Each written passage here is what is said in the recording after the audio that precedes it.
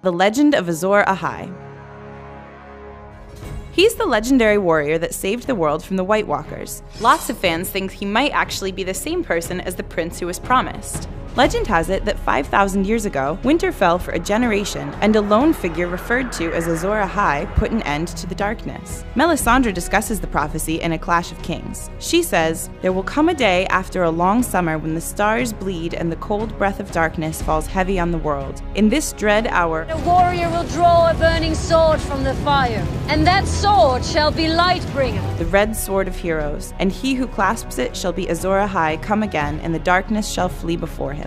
Let's talk about Lightbringer for a minute. This is a crucial aspect to the whole prophecy, the fabled sword that was cast of living fire. Azor Ahai took 3 tries to create the sword. First, he tempered it in water, but the sword broke. Then, he tried to temper it in the heart of a lion, but again the sword broke. Finally, he made a 3rd sword, stronger than the others. He called his true love to him, his beloved wife Nissa. He tempered the sword by driving it into her heart, sacrificing his greatest love but binding her soul in Lightbringer.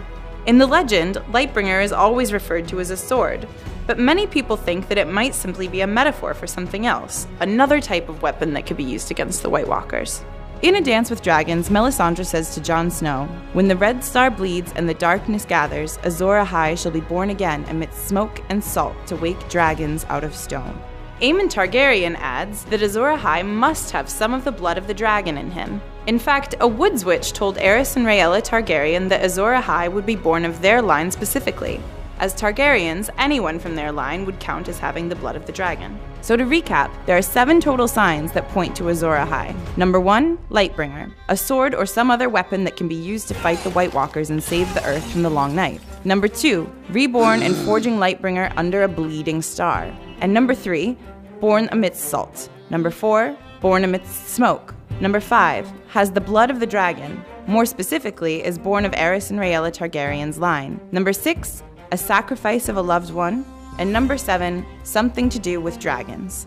Now, who do we know that fits these criteria? Daenerys woke dragons from stone after the sacrifice of her beloved husband Drogo and son Rhaego. She's the daughter of Aerys and Rhaella Targaryen, reborn amidst the salt and smoke of Khal Drogo's funeral pyre under a bleeding star. The only part that seems unclear is Lightbringer. She has no sword, but she does have 3 powerful fiery dragons that would probably be more useful against the White Walkers than any single sword could ever be. If the dragons are Lightbringer, then Daenerys fits all the signs of Azor Ahai. After all, Aemon Targaryen already admitted that he believed Daenerys to be the princess who was promised. Old Valyrian is a gender-neutral language, so there was never any real indication that it had to be a prince. But if it is a prince, there's really only one other person it could be. After the season 6 finale, we learned that there's someone else with the blood of the dragon, from the line of Aerys and Rhaella Targaryen. Jon Snow was killed and brought back to life, or reborn. In A Dance with Dragons, his wound is described as smoking. Someone is bleeding in a star-patterned cloak, and Bowen Marsh is crying salt.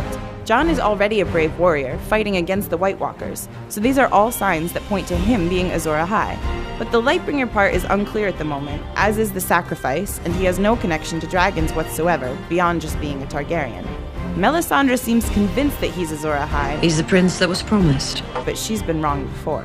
Some have argued that Jaime Lannister could be Azor Ahai, since he could hold a burning sword in his golden hand, and might have to temper it by driving it through the heart of his beloved Cersei, if she starts going even crazier now that she's Queen of the Seven Kingdoms. But this seems unlikely, since it doesn't fit any other parts of the prophecy.